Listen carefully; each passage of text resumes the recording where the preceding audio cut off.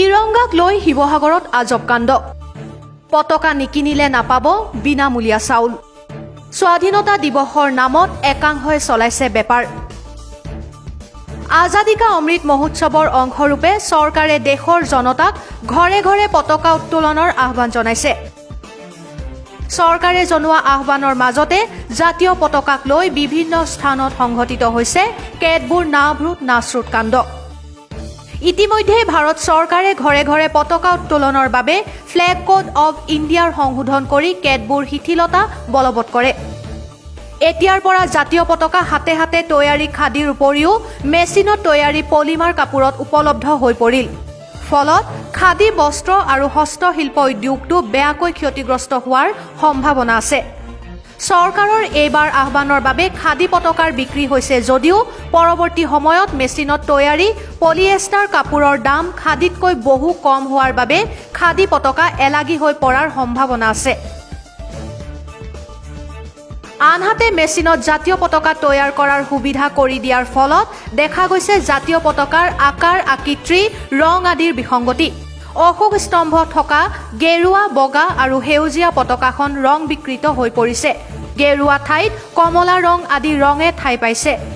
বগাৰ মাজত থকা অশোক স্তম্ভ পতাকাৰ কোণত ঠাই পাইছে নিৰ্ধাৰিত আকাৰ আকৃতিৰ কোনো নিয়ম নোহোৱা হৈ পৰিছে মৰ্যাদা হানি হৈছে সন্মানৰ জাতীয় পতাকাখনৰ হৰ ঘৰ তিৰংগা সফল কৰিবৰ বাবে দুখীয়া ৰাইজক জাতীয় পতাকা কিনিবলৈ বাধ্য কৰা হৈছে অসমত এতিয়ালৈকে 53 লাখ পতাকা বিক্ৰী হৈছে ইয়াৰ 33 লাখ বিক্ৰীছে সমবায় সুলভ মূল্যৰ দোকানসমূহে সৰহসংখ্যক সুলভ মূল্যৰ দোকানীয়ে যোগান বিভাগৰ পৰা নগদ ধন দি ক্ৰয় কৰিছে ফলত বিনামূলীয়া চাউলৰ হিতাধিকাৰী বাধ্য হৈছে 20 টকা দি এখন পতাকা কিনিবলৈ নহলে বিনামূলীয়া চাউল নিদিয়াৰ হুমকি দিয়া হৈছে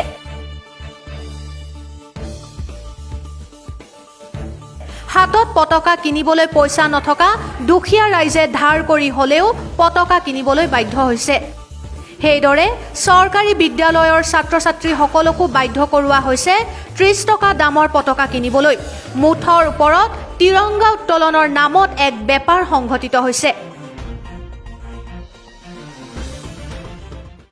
স্বাধীন দেশৰ নাগৰিক হিচাপে প্ৰতিগৰাকী স্বাধীনচিতীয়া মনৰ মানুহে দেশৰ স্বাধীনতা দিৱসৰ ৭৫ বছৰ হৈছে সকলো উদযাপন কৰিবৰ কাৰণে মনেৰে ঠিক কৰিছে আৰু তেওঁলোকৰ মনত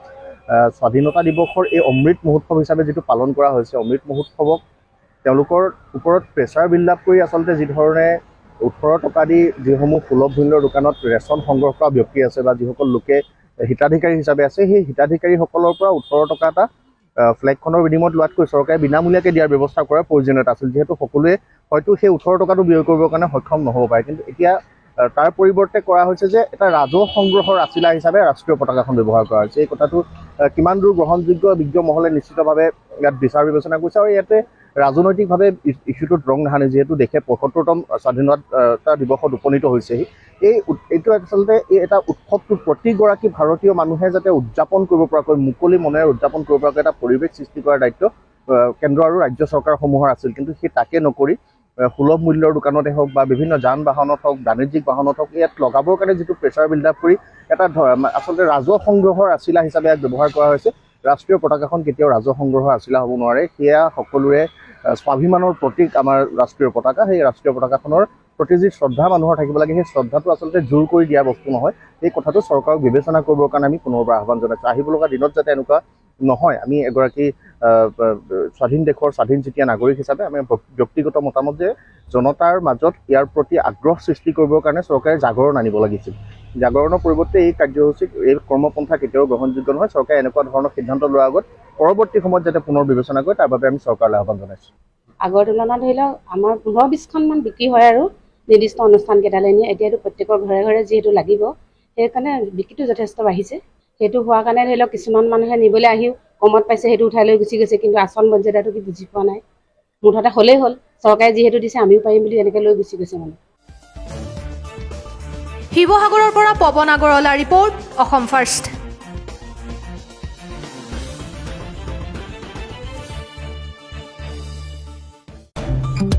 ঘৰখন সজাবলৈ এতিয়া আৰু চিন্তা নাই